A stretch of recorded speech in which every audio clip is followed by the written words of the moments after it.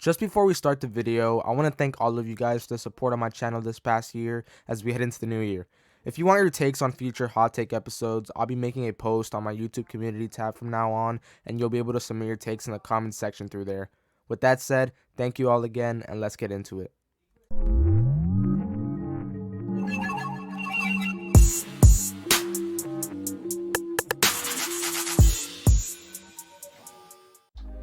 Hey, welcome to Hooper's Radar.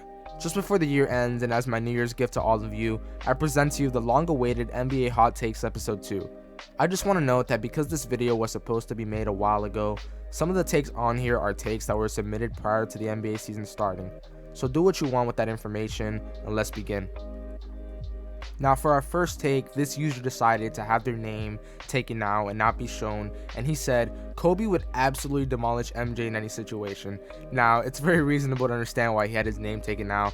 This is a very competitive sort of take that a lot of different opinions would probably have on this take, and Kobe absolutely demolishing MJ in any situation is definitely unrealistic.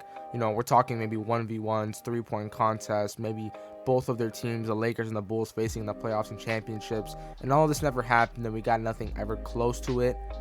It is reasonable to think that this would be a very great and competitive matchup, and for that reason, I don't know exactly who would win, but if we're going to be talking finals, playoffs, I'm going to go Michael Jordan. You know, he does have 6 rings, and he's very good in the playoffs, just like Kobe is, and just a very interesting sort of take, you know, not a modern NBA take, more of going back to the old days type of take. So with that said, let's get on to the next take. For this next take, my friend Average Pittsburgh Enjoyer said, hot take, Suns are overrated and won't make it past the first round. Now we obviously know that the Phoenix Suns in past years have had meltdowns in the playoffs. They've also made the finals but have sold a 2-0 lead to the Milwaukee Bucks, as we know. And yes, they are still the same Suns roster, bringing back DeAndre Ayton, and unfortunately having to sideline Jay Crowder because Jay Crowder doesn't want to be there no more. And although they've been pretty good this year in the regular season, they've always been good in the regular season. The regular season at this point doesn't matter for them because the playoffs is where it counts and where they fail to make things happen. And unfortunately, now Devin Booker's injured, so we're going to see how this affects them. But so far, I think they'll make the playoffs this year. And I don't know about making it past the first round. I mean, the West is very stacked. And the Suns, you know, didn't really change the team. Chris Paul has had a more of a down year compared to past years. He's still pretty good, but we're just going to have to see with this Suns team. And I think Average Pittsburgh might be on the right take. For this next take, Terrapin T said, the Cavaliers are a young team, but I believe their defense can easily take them to beat teams like the Sixers and weaker East teams in the playoffs, thus losing to a Bucks or Nets in the Eastern Conference Finals. So we've seen that this year, the Cleveland Cavaliers have been a pretty good team, and Donovan Mitchell has been an amazing add-on to this team, along with, you know, Darius Garland, who they already had, Jared Allen, Evan Mobley, Kevin Love.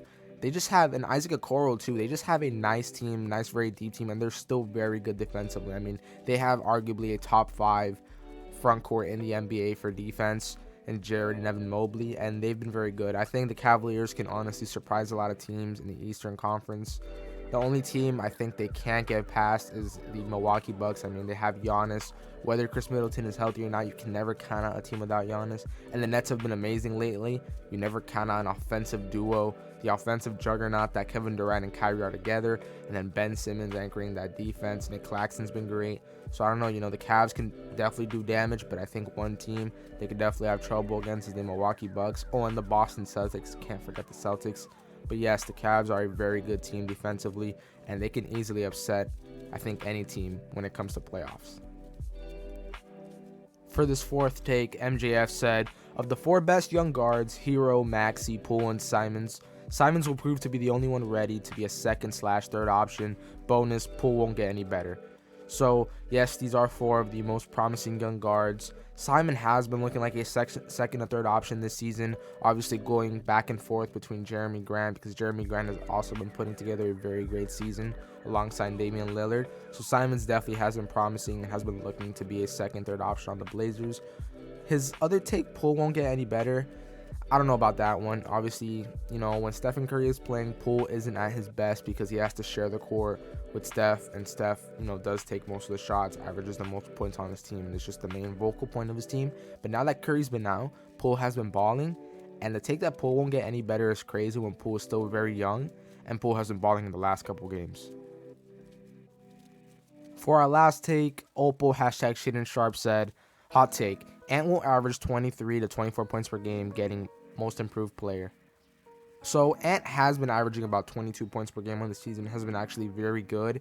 And yes, there probably are other players in the MIP race, including Lauri Markkanen, who's been amazing. But I think Anthony Simons could definitely also have a great chance at the MIP award. It all just depends on, records, impact for the team, which Anthony has had a great impact. And of course, the Blazers making a pretty good playoff seed. So I think Ant could definitely win MIP, and so far he's living up to the 23 to 24 points per game, very close to that. So pretty accurate on take. Well, thanks for watching.